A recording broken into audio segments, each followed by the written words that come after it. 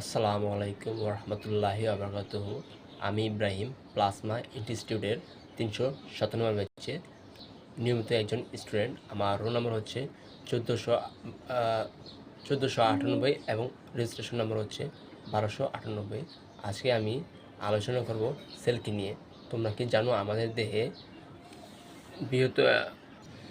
দেহের ভিতর দিয়ে এক অসাধারণ জগৎ রয়েছে, যেটা শুরু হয় ক্ষুদ্র একক সেলকে দিয়ে।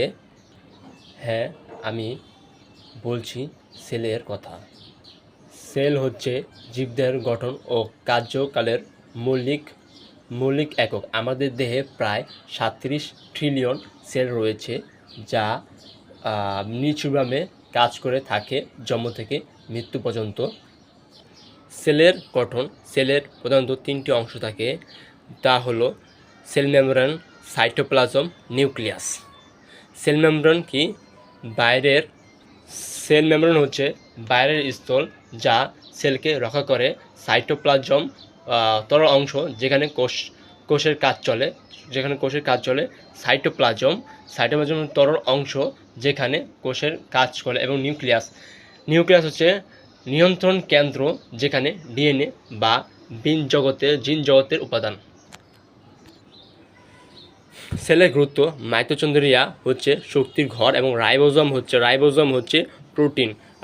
হচ্ছে প্রোটিন তৈরি করে।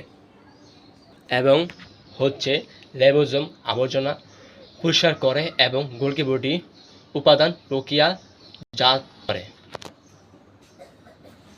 কোষের কাজ হচ্ছে খাদ্যকে শক্তি রূপান্তর করে। প্রোটিন ও এনজাইম তৈরি করে।